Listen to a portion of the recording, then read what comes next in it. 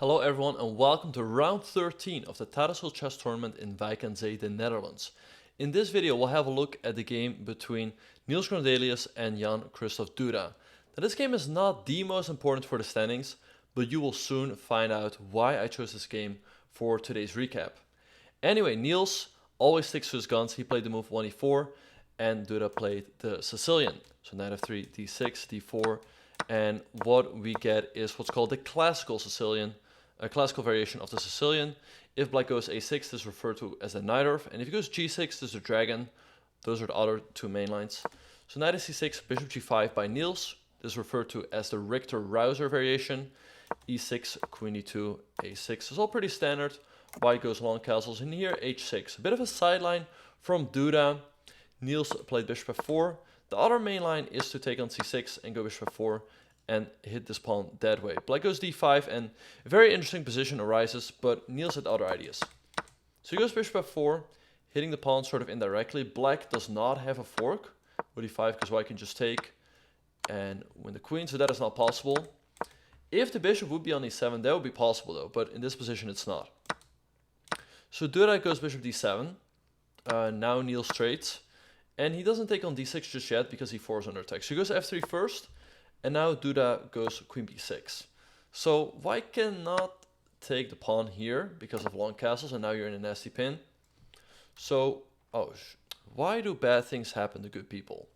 Instead of that, Niels played the bishop c4, developing this bishop first. Right, so Duda went rook d8 to guard. Niels planted the bishop on b3. Now the bishop on b3 is very nice because it first of all protects the white king, but also in some lines it's an attacker on this diagonal. We'll see later how. So bishop e7 by Duda, Niels goes bishop e3, queen c7, now queen f2. A very nice move. He's threatening bishop e6 to win an exchange. So queen b8 by Duda, bishop b6, rook c8, and g4. Niels is ready to launch his own attack on the king side with h4 and g5. Alright, so Duda goes short castles, h4 by Niels, and knight at d7. And here Niels made a bit of a slow move. In this position, he should have just continued his attack with the move g5. Now black does get the bishop pair after knight takes b6, queen takes b6. But white keeps the pace in the attack over here. Black will probably have to make a move like h5 to keep the files closed. But here white goes f4 and f5 very quickly. And also the queen on b6 is blockading the move g5. b5, sorry, and b4, which is really black's main source of counterplay. Instead of that, Niels played bishop to d4. Now Duda went knight to c5. So in many lines, he can trade with the bishop on b3. Alright, so Niels played rook h g1, further preparing his attack. Now, if he goes g5 here, once again, black has to keep files towards the king close with a move like h5. I mean, you can take this pawn, but that is really going to backfire. Because, I mean, white has the open h file and the open g file, so you don't want to do that. But instead of that, Niels goes rook ag1, preparing g5, so b5. And here he chooses against g5 because once again, Duda is going to go h5 and keep everything closed on that side of the board. So Niels goes h5 first. So now, when he goes g5 on the next move, black can now go h5 to keep things closed. Alright, so b4 by Duda. So Niels, he feels like, okay, Niels has to move his knight back here. He's going to go a5, a4 with a lot of counterplay. But all of a sudden, Niels strikes with g5. Boom. Now, if you take the knight on c3, white's going to take on h6 with a devastating attack. I mean, black is getting absolutely crushed here on this side of the board. And so instead of that, Duda took the pawn with a check. So Niels played a4, hitting the bishop. Now you cannot move the bishop anywhere because you will get destroyed here. Bishop f6 also doesn't work because you're pinned. So Duda took on b3 first, and after pawn takes, he found a very nice move, f6. A very weird move, but this knight is still under attack.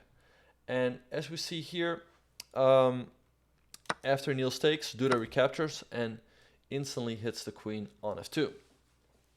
So Niels played queen e3.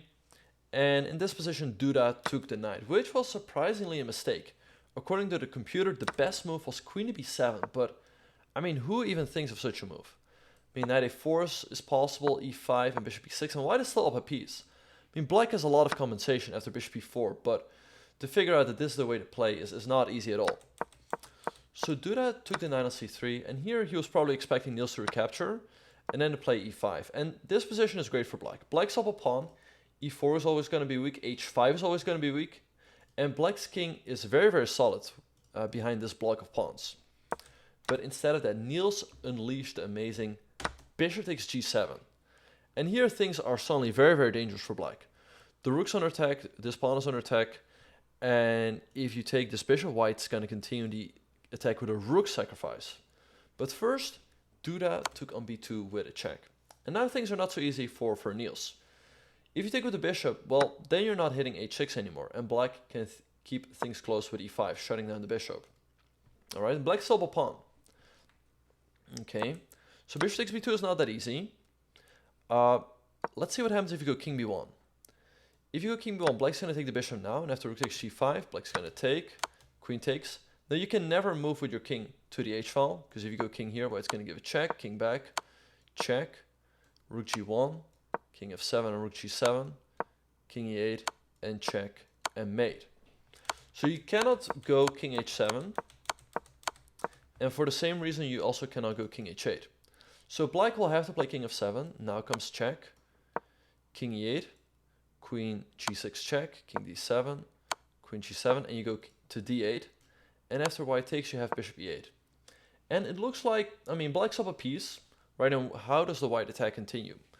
But here white has the move h6 to push this pawn all the way down the board. And what is black going to do? Well, black still has queen at b4. Alright, so if h7, queen e1 check, king b2, and rook takes c2. White is forced to take, and queen e2. And all of a sudden, the white king is stuck in a perpetual. If you go to c3, black goes queen e3, keeps checking that way. Do not go to b4, do the queen c5 checkmate, that'd be a bad idea. And if you try walking out of the checks the other way, through b1 and a2, black does not give a check here, because white has queen b2 to block. But instead of that, black goes queen a5.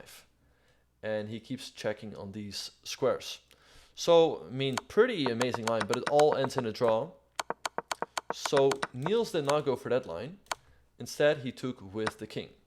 But now Duda took, takes, check, rook f1, king e8, queen g6, and in this variation, Duda goes to d8. If he goes to d7 in this position, white's giving a check, take, bishop e8, and here for some reason this is winning for white due to queen g5 check and then h6. But all these lines are pretty insane to figure out over the board. The subtleties between going king b2 and king b1 are pretty insane. So Duda played king to d8, now king take, king c7, and after takes, queen takes, white played h6. So things are still looking very dangerous for black. This pawn is very far advanced, and white's ready to go queen g7 and h7 and push it all the way down the board. And had the king been on b1 and the pawn on b2, white would have been winning here. But in this position, Duda unleashes bishop takes e4. White is forced to take, because, I mean, you cannot keep this bishop on the board because it can always sacrifice itself for the pawn. But after queen takes c4, now black has queen h8 check. Once again, had this king been here, white would have been winning, but black is just in time to collect the pawn on h6, and after check, white is just in time to make the draw, because he has a check and hits a pawn, and after here he gives another check. Once again, the king has to protect this pawn, and after king c7, queen c4, king b7, this game ended in a draw. So, as you guys can see, not all draws are boring. This was a very exciting and fighting draw. Anyway, I hope you all enjoyed the video, and I look forward to seeing you all in the next one.